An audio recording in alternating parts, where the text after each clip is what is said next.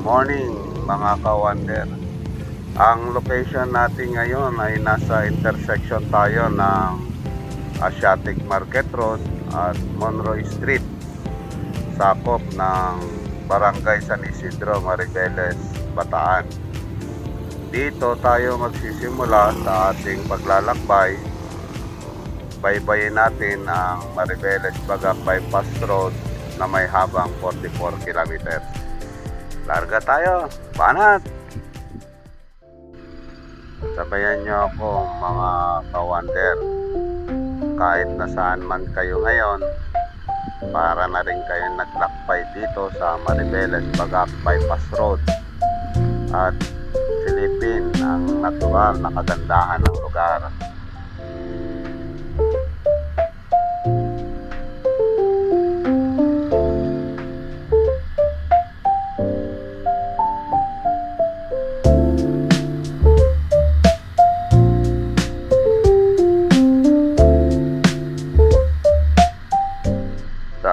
Aking mga nabasa, ang Maribeles Bagak Bypass Road ay may 7 barangay na nakakasakop.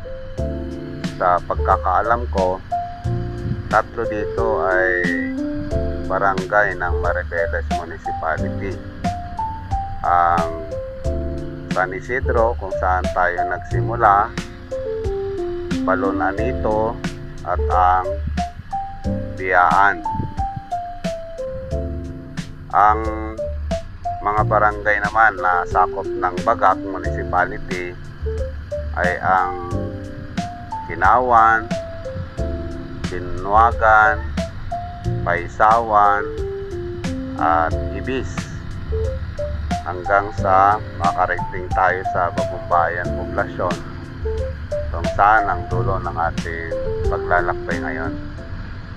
Napakasarap magbiyahe dito. Ang gaganda ng mga tanawin.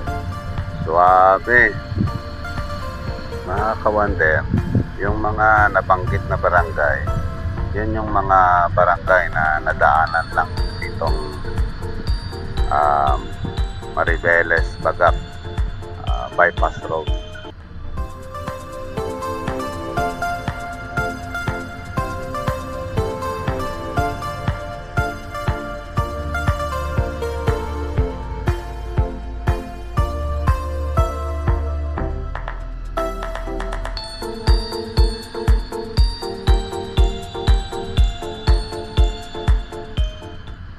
Grabe, ang sarap ang tignan ng mga tanawin. Puros puno kabilaan mga ka-wonder. Grabe, ang lamig sa paningin ng mga lugar dito sa Bagak Maribeles Bypass Road. Parang kukunti lang yung nakikita kong nagbabiyahe. May napanood akong mga unang video, mga ka-wonder, yung mga unang nagpunta dito. May mga bus na dumadaan dito. Pero ngayong araw, sa aking experience, talagang parang solo flight natin yung bypass road. Ayan o, ang ganda ng tanawin talaga.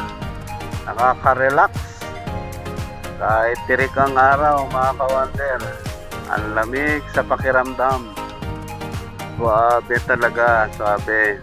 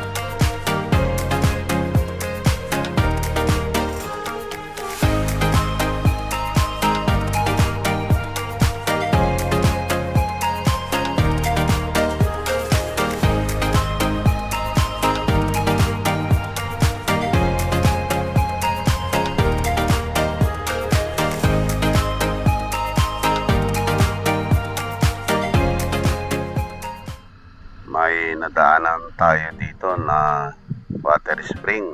Kung hindi ako nagkakamali mga ka-wonder, sakop ito ng barangay Biyaan, Marabeles, Bataan pa.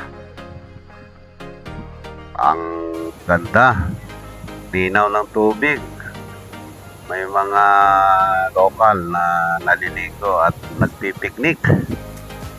Suabe.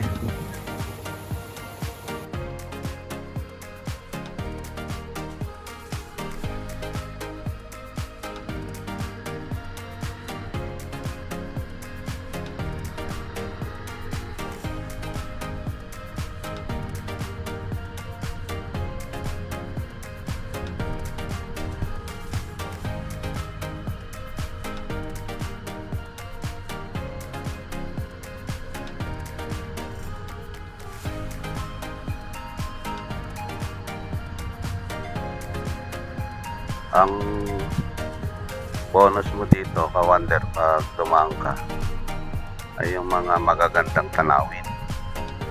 Saka dire-diretso lang yung biyahe mo kasi nga walang mga sasakyan na gaanong dumadaan pa dito.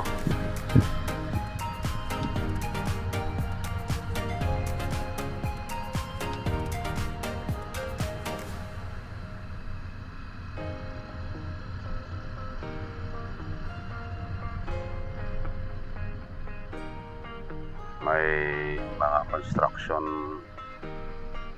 equipment tayong nadaanan dito, ka-wonder. Ay naayos ata sila. Naayos nila yung ibang parte ng kalsada.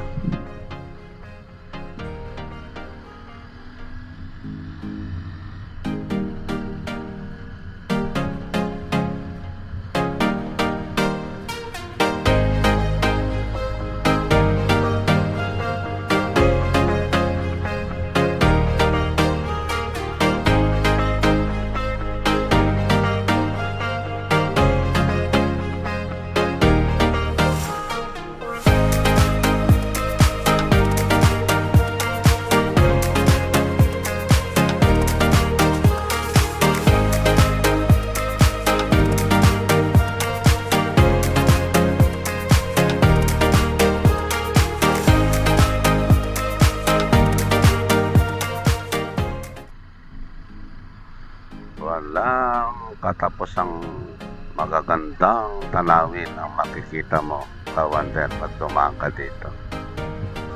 Suabe talaga. Sulit ang pagbibiyahe dito, lalo kung hindi ka naman taga rito. At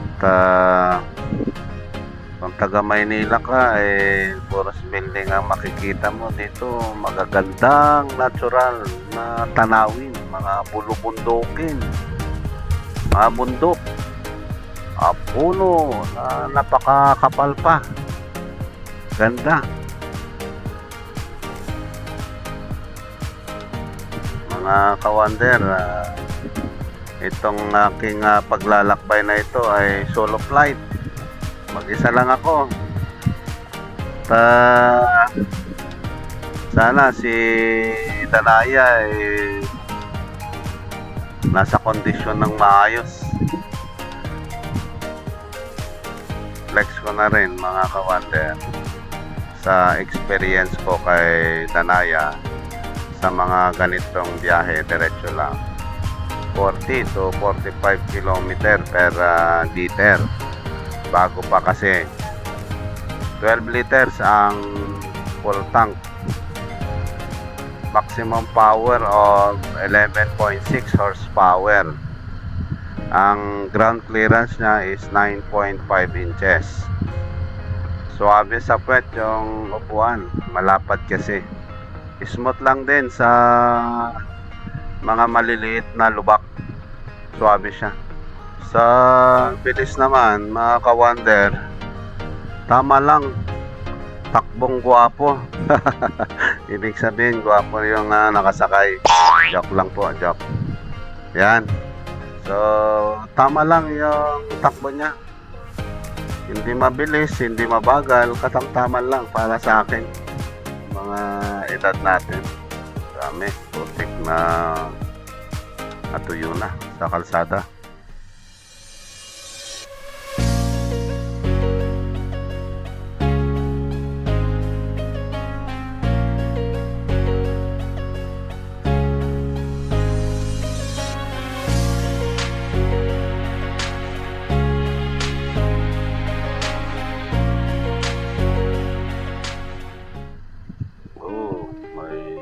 dito.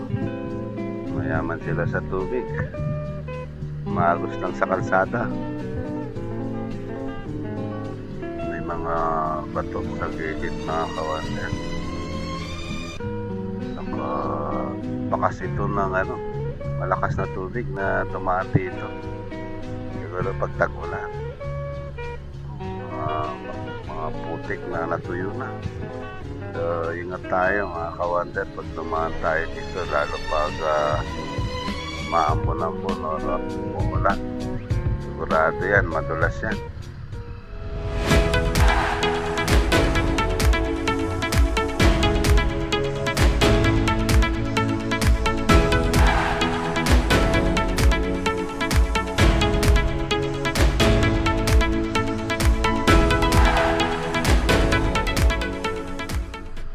Sa tansya ko, nasa boundary na tayo ng Maribeles at saka ng Bagak sa lugar natin ngayon. Itong kalsadang nilalakbay natin ngayon kung hindi ako nagkakamali. Ayon sa mapa mga kawander.